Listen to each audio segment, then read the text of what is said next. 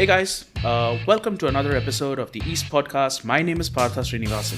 On the East Podcast, we basically aim to bring technology closer to your senses, where I try to delve into every piece of technology that is present in today's world and affects you. So whether it's enterprise technology like servers, data centers, and all of that boring stuff that you normally don't hear about, to something like mobile apps or cool websites, or even the newfangled technologies like 3D printing, robotics, artificial intelligence, on all of those fun things. I basically am hungry to learn more about these technologies, and so therefore I bring guests over onto my podcast and I pick their brains and I try and talk to them about their areas of interest and their area of expertise. In the past, we've spoken about automation, we've spoken about upskilling, we've spoken about driverless cars, we've spoken about automation in a few different contexts. And today we have with us a gentleman from GSK Pharma, Mr. Ashish Bansal, who's basically the Director of Global Application and Development over there. Thank you very much for joining us on this podcast, Ashish. Hello, everyone. Pleasure is all mine. So Ashish, you've had a long and illustrious journey reaching up to where you are today. Tell us a little bit about, your history, about what you've been doing and how you got into CSI and business automation. Oh, yes. So that's a very, very interesting journey, I must say. I think over the last 18 years of my work ex, I worked with various brands like Genpact, Shell, United Health Group, and now with another pharma company, which is GlaxoSmithKline Pharmaceuticals. Here, my role is as a director for global ERP operations to provide day-to-day support for SAP and own the testing services for applications around SAP. And along with that, as a RPH tech champion, which is RPA is nothing but robotic process automation. And then also I take care of the strategic partner relationship.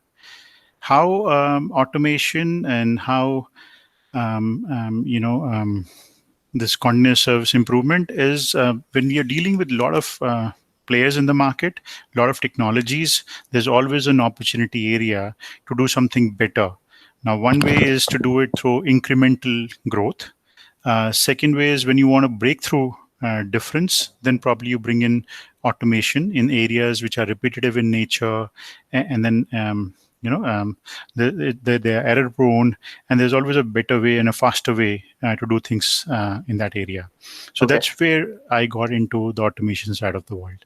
All right. So for the uninitiated, I used the term CSI, which is essentially continual service improvement, and you kind of gave us the full form. What exactly is CSI? What is continual service improvement? If you could kind of give a little bit more in depth.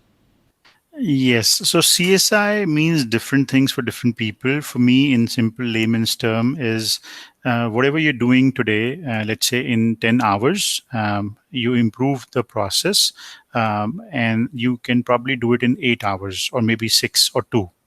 Right. So that is, in a simple layman's term, improving your existing services in such a fashion that you are able to do it in a much better, faster fashion. And so, along with CSI or continual service improvement, you obviously are talking about using IT-based services or software to kind of improve on the entire process, and therefore automation comes into play. And that's exactly where an ERP system would build in perfectly into a larger system, right? Yes. So automation, CSI is a broader, I would say, framework which helps not only just the ERP, but across the business functions, tech functions, and core tech functions. So ERP is where we specifically implement at this point in today in GSK in my current role. Whereas in the past, I've done it for Shell, for core tech, infrastructure roles in Genpact, in M&A space, and many more. So CSI and automation can be implemented across various walks of life. Okay. So if we were to kind of delve a little deeper into why the CSI or just why automation is so crucial in larger companies. I mean, we've kind of spoken about this in our previous podcast about, how automation can help a business focus more on obviously core functions, building systems, and building more revenue generating systems rather than having to focus on, administrative or mundane tasks that can be automated. But if we come to, how automation actually helps a larger system or a larger company like GSK Pharma, how does it really help? Because at the end of the day, you are still tens of thousands of people across the world. So the applications may be very different. So give us a little bit of an enlightenment on that. Definitely. So I'll stick high level and then probably I'll narrow down. So from a Mm-hmm. high level perspective, business is always demanding. The market is always demanding. And currently the state, the way the things are moving, it is quite disruptive in nature.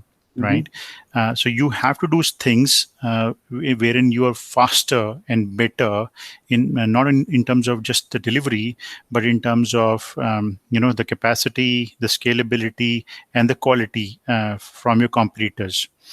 Now, to do that, there are always tens and hundreds of ways to do things, right? But the way we kind of narrow down approach is in the form of what is practical and what is feasible, right? What is like I would say low hanging fruit. Now, there are a lot of complicated things which are very, very complex in terms of getting the manpower, the skill set, and stuff, which is like AI, ML, and big data and stuff, which is currently happening in the market. And there are various ways that they can also simplify the walks of life. But CSI have been there for ages, right? Automation have been there for ages. We just put different names to it. So earlier, CSI started like with lean and re-engineering and Six Sigma approach, right? And those are the various ways through which continuous service improvement can be achieved, right? And so coming back to what business wants, so something which is practical and feasible, and you think you can improve it, you just go ahead and do it with CSI. In CSI, I would say we normally break it into two parts. One is something which is very repetitive in nature, something which is error prone, or something which needs capacity, right?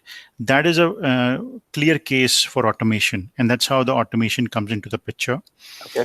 There are various players in the market which can help in equipping your company to be automation ready, like Automation Anywhere, Blue Prism, and many more.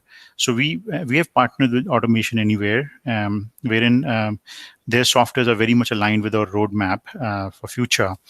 And the way we do it with that is we kind of find out the business opportunities in various verticals in terms of the tasks which are very, very, I would say, stable or repetitive, and where capacity and scalability is a big challenge, right?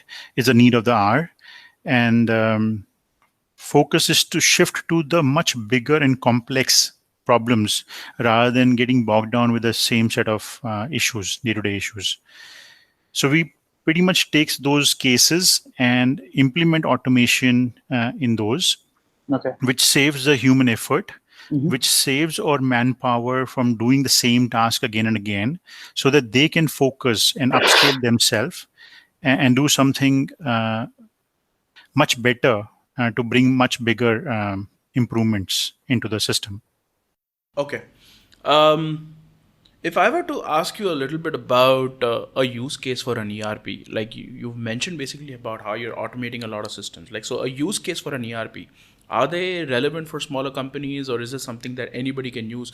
And the biggest question is, and a lot of people have this confusion, is an ERP also known as a CRM or are they two completely different modules? I know the answer, but if you can just help elaborate. Right. So for me, I mean, CRM is a subset of the overall ERP. ERP is nothing but enterprise resource planning software, which is like a heartbeat for a company, where all the functions have a common database and they use the same common set of data across their various functions to bring the standardization across their functions, and then they can generate reports which can help them in future decisioning and things like that. CRM, on the other hand, is more around customer specific data and how to efficiently use that data to be able to deliver services or products to them Okay. in a better fashion. Okay. So, but if I were to kind of ask you, rephrase the question, so is there a use case for an ERP in a smaller company or in a startup, and where would you see this happen? Definitely. I think there are various ERP solutions in the market, starting as simple as Zoho CRM and ERP application to as high as Oracle and SAP and Microsoft AX Dynamics, right? Now, it depends upon the complexity, the database size, the number of users, and many more features, which is basically the ask from the business basis, which you decide which application suite that you want to go ahead with, right? Okay. Most of the startups I've seen, they like start with as simple as Zoho, which is out of the box solution. You just go ahead and start using it. Right? It's a turnkey Mm-hmm. solution. You get into a subscription model and take the number of users and they get them the access. And admin just upload the database and make some basic configuration changes based as the company need, and they're up and running within less than a week's time. Right. Whereas for a complex organization like GSK or alikes, it's a pretty full blown implementation. It takes a, I would say, multi-year, multi-stage project deployment, Okay. and even the upgrades are quite complex and time consuming. But at the same time, gets the business the agility that they want to cope up with the market. So an ERP basically has its fingers in literally every single department of the company to help collect data as well as give you insights of the functioning of those departments and how they kind of affect all the other departments. If I kind of summarize that correctly. Yes, in a way, yes, in a very, very simple layman's terms, yes. Okay.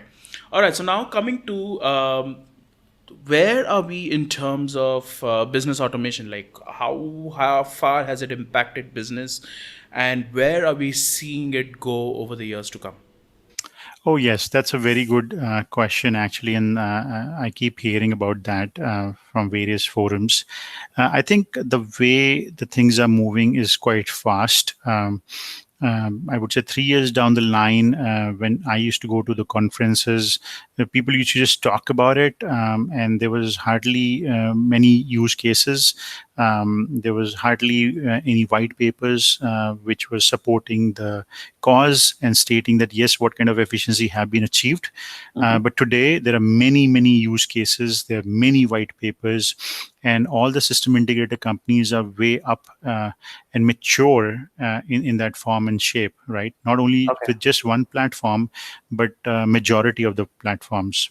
Right, they're running full blown practices in those areas, and even in terms of the developers readiness, in terms of the functional folks readiness, there are many more folks which are available who are trained, certified on automation platform.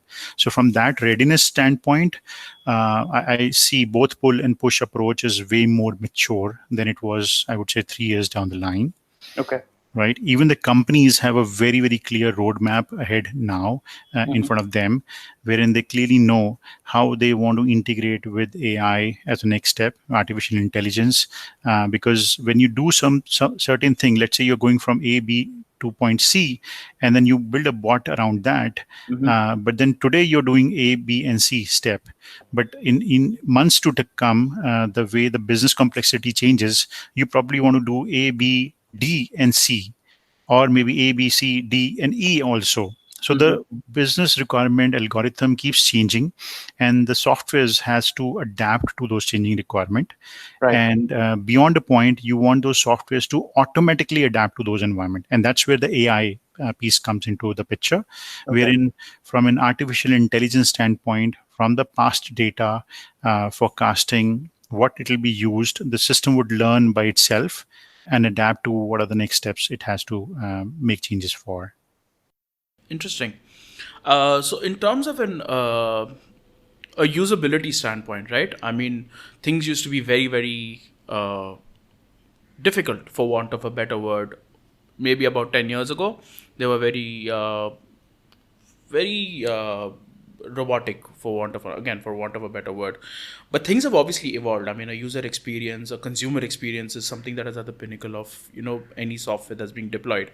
Uh, is this something? So, is your technology, even in the enterprise space, becoming more user friendly, or is it still there's a very steep learning curve, and there's a very deep training module that needs to go in, and then only then there's a basic usability for these softwares? Right. Again, thank you very much for asking this question. I'm sure it is from many of the folks. And I think from a platform like yours, it'll pretty much help answer to many of the folks listening to your channel today. Um, I think it is complex. See, anything which we don't know is complex, right? Right. The moment we kind of get an initial hang of it, the way we divide it into is functional and technical. So somebody who is so keen and interested to deploy it himself gets into the technical side of the world and starts deploying it. But Mm-hmm. somebody who just want to see how it is applicable or how it can make things better for his division Mm. can stay at a functional level and still kind of take the best benefit out of it, right? Right. And as I said, there were technical resources where it was a lack of resources and lack of knowledge, which was there a few years back. But today, there are so many online modules from companies like Pluralsight and many more. Which has online training modules around it. You can kind of jumpstart within like 10 hours of quick training. You can be pretty much familiar with the concept from an architect standpoint. And then the focus of, I would say, from a developers and testers side of the world is to simplify things for the end users. They want to uncomplicate things. Their Mm-hmm. major focus is to simplify things with, especially, again, I'm using a very technical jargon here, DevOps and agile approach is to kind of simplify things so that the time to market is much faster, and Right. then the number of steps are reduced drastically so Okay. that it is understandable for business in a very easy format. Okay. Now, coming from a perspective of a person who wants to get into automation from a learning perspective, right? I mean, they want to understand how these work. So, what are the kind of resources would you recommend for a person who wants to get into this, learn a little bit more before they can actually jump in the deep end and actually become a part of the system? How would you recommend a person go about that? All right. So I think there are a lot of online channels, modules available. Even face-to-face training is available. Which pretty much gives you a jumpstart training, and there are like three stages of those trainings. One is from an initial overview standpoint, which is like an executive briefing kind of sessions. Second is more around level 100 detail, which is more granular in nature, but minus the coding part of the things, Right. right? And then the third one is advanced level of trainings, which are included the tech part of it, tool part of it, and how to do part of it, the process part of it as well. Mm-hmm. So depending upon the person's interest, I think the easy way to start would be, the initial just read up in Wikipedia or Google and doing some initial, video sessions on YouTube. Mm-hmm. If you feel that is something which is of your interest, something which can be deployed into your day-to-day working or your function or for your company, for that matter, then you can probably subscribe to more paid services which are value for money, like Okay. Pluralsight or Safari or likes, which kind of gets you jumpstart on the course. And then if you still feel that yes, you still need to do something around the practicality of the concept, then probably you go for a face-to-face kind of sessions provided from so many other renowned companies, Right. and then go from there. Yeah. Okay. Now I'm going to come to the other side of the field, which is now you've used these systems and you use these processes on a day-to-day basis. But how does a customer see the end effect? Do they even, like, how can they appreciate the fact that so much effort is being taken to automate the process, and how does it actually affect them at the end of the day? Oh, in a big way. I think number one is, as I said, business or the customers want things much faster. So I Mm-hmm. think that pretty much straight away answer that question is when you do something which is repetitive in nature and you automate that thing, we as humans have our own limitations, right? We don't want to do things which are repetitive in nature. We want breaks. We want sleep breaks as well, whereas bots don't want all of that, and they can run tirelessly 24 by 7, Mm-hmm. right? 365 days a year. So that automatically brings a level of speed and density there. So that is speed is definitely one which meets the customer expectation. Second is around capacity and scalability. That is a challenge with pretty much all, I would say, every enterprise today, in terms of they want to they are using, let's say, 10 processes, and how they can increase their capacity in a faster fashion. They can time the market in a faster fashion, and these tools and technologies help them do that. So whether it is CSI, whether it is automation, that increases their overall capacity and scalability Mm-hmm. for times to come, right? Like, just to give an example, with the latest scenario of COVID-19, the kind of pressure it has built onto the market, the players, especially in FMCG space, daily consumables, or even the pharma world, is to produce with less number of resources much faster, distributed in the market much faster, because you're not running with 100% capacity today. You're Mm-hmm. running actually with like 30 or 40% of the capacity today, whether you like it or not, because of the risks which are attached. Mm-hmm. And then time to market is very, very important, and capacity and scalability is very, very important at this point. You can't just say force majeure and sorry, this is something which we can't deliver because these are uncertain times. We can't say that. Right. And how do we see an evolution in the consumerism? Is this going to affect, or have we reached a saturation point where this technology affects the consumerism, so to speak? Oh, that's a very deep one. Actually, there are different school of thoughts around that. One way is, you accept the change and you follow it. Second approach is you accept the change much faster than others and you lead it, Okay. right? And third way is you resist the change and you stay as a laggard and you actually implement it when it's already too late. So the benefit is almost gone because then there is a new technology which comes up, right? Right. So I think my approach, or as a company, our approach is to stay abreast with the latest technologies, see Mm-hmm. how we can deploy those to improve or customer satisfaction, time to market, and get at a cost effective value Mm-hmm. or value for money. And yeah, if it makes sense, why not? We are game for it. Whether it is blockchain, whether it is CSI, automation, you name it. I was just going to come to that. You spoke about blockchain, so I was going to say, how are you using concepts like blockchain, AI, or even machine learning, even if you're not using the full function of an AI? How are you using these within your day-to-day automation, and where are you seeing the maximum value? I mean, which division are you seeing? I'm not talking about within your own company. I'm talking about generally. Where do you see a maximum value for use of these systems? Exactly. So, okay, so I'm not directly involved in GSK for the blockchain and machine learning and Right. Like I said, it's not necessarily company specific. So I would like more information on a very generic point of view. Yeah. correct. So, only from my personal viewpoint, I can always say that there are quite good number of use cases again on blockchain, as I've been kind of following this technology for quite some time now. 3 years down the line, we hardly had any developers, and today, companies like Wipro, TCS, and Cognizant probably alone individually might have more than 2,000 or 3,000, developers in these spaces. right? So from that perspective, the readiness standpoint, I think the market is getting mature in that space.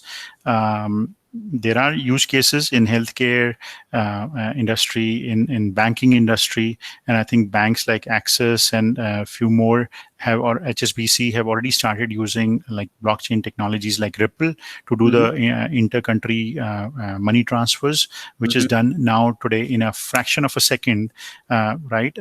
Compared to the traditional approach through the mediator, which used to take 2 to 3 days time. Correct. So that's the kind of improvement which we're talking about today. The disruption, it would help a lot of people, a lot of companies, a lot of consumers, and it'll break the legacy game for a lot of other people as well. But I'm pretty positive. We as humans are always quite positive and constructive, and we will take up this change in a positive fashion, and we'll try to see how we can deploy those skills in a better fashion. All right. So I'm going to actually question you about that, because as humans, we resist change as much as we can. We are creatures of comfort, we are creatures of habit. And if, it took us a very long time to move to, I mean, the industrial revolution was one of the biggest game changers. I mean, we had to move from something which was very manual to something which was machine driven. And now we are still paper pushing. I mean, the fact that digital transformation has been around for nearly a decade now, but people still haven't picked it up. I mean, you are obviously one of the few people who understand the value of business automation and CSI, and digital transformation fits very beautifully into that entire piece. But why are we not seeing so many adopters, and why is it taking so long to kind of pick up? Actually, I see it in a very different way.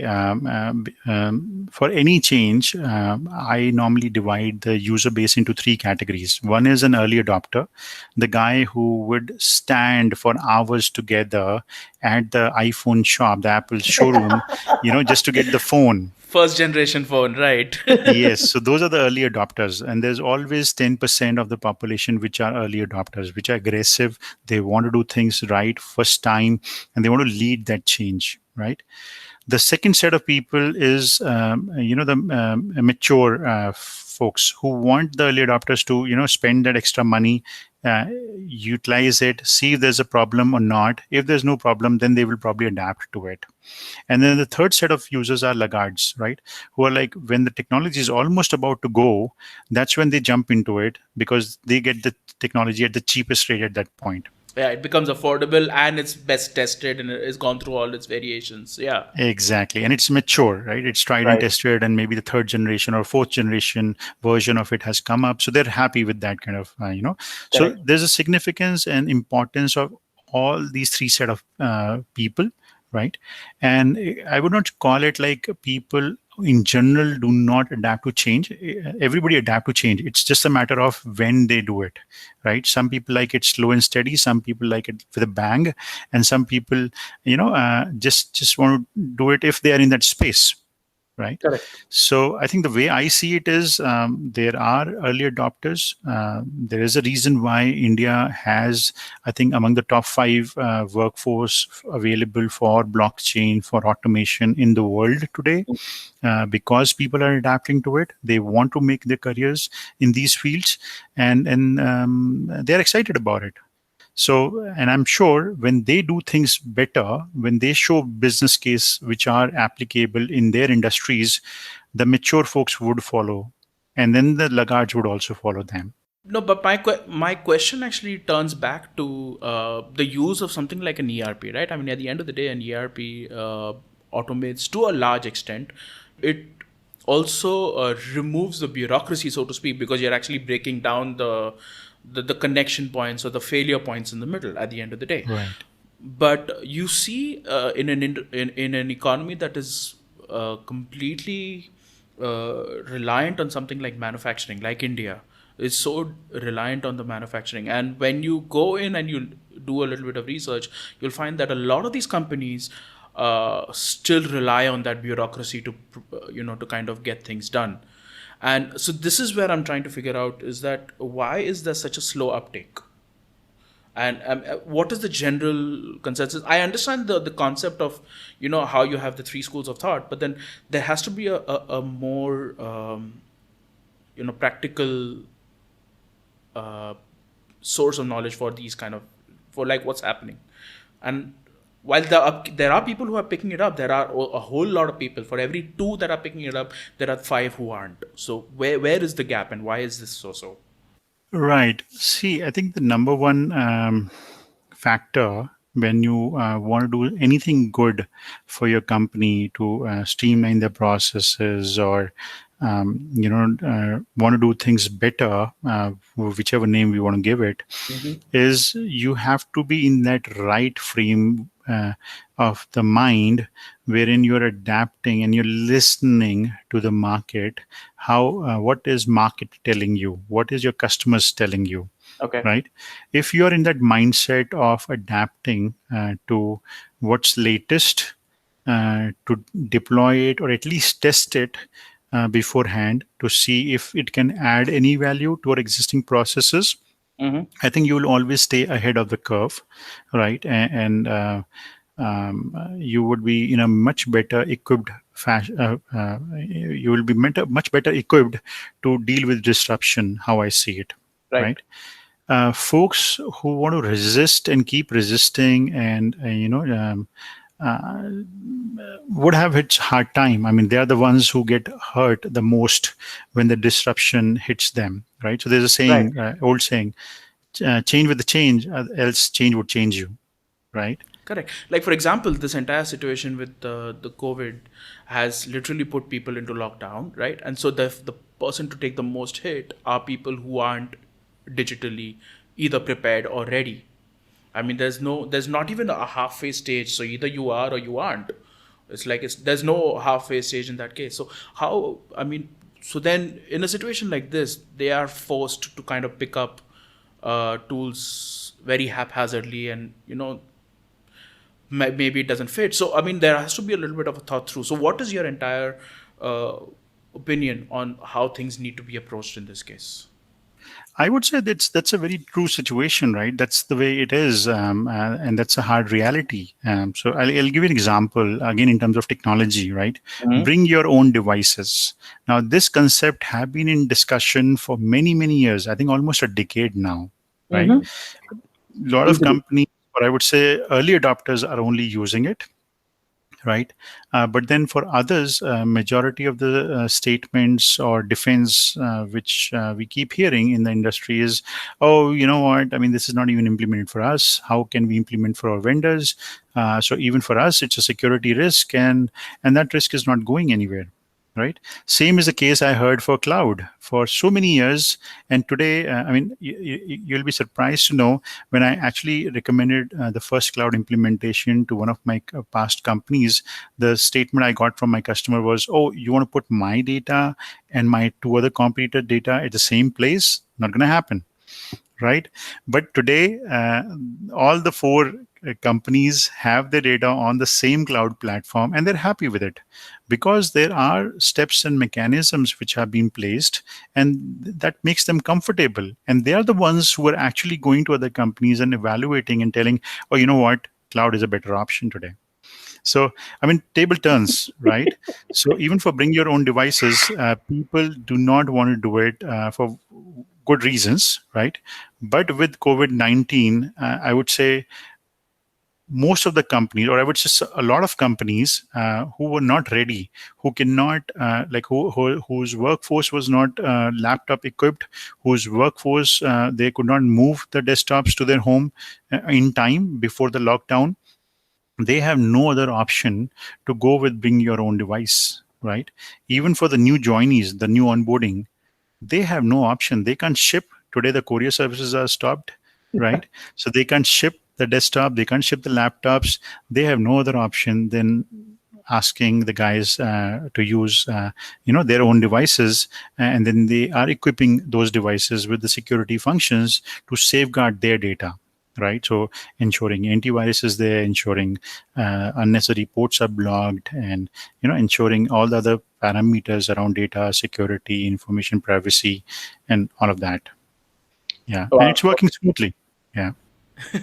But then again, like you said, it's a very knee-jerk reaction. It's very reactionary. It's not something that's kind of there's no policy in place because they probably weren't mentally prepared to have this in place anyway. Um, Awesome. Thank you very much for these insights. I mean, they're really very interesting. Is there any information that you'd like to add or any question that I may have forgotten to ask and you have an answer to? No, I think more of a statement. Thank you very much for calling me today. I really wish all your viewers, listeners today that they kind of make the best use of this. It is not enough. No technology, no platform is enough.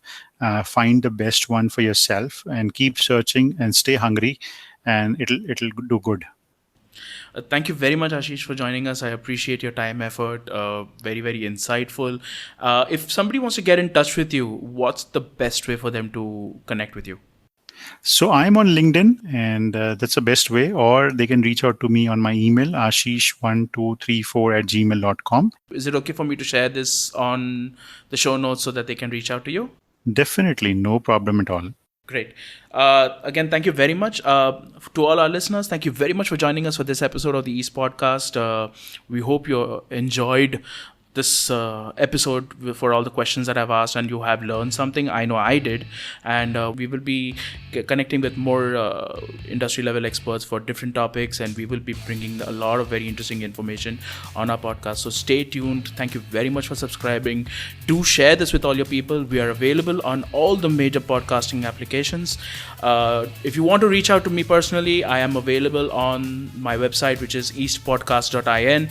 If you want to email me, my email address is host@eastpodcast.in. Thank you very much for joining us again, and we will see you in the next one. Thank you.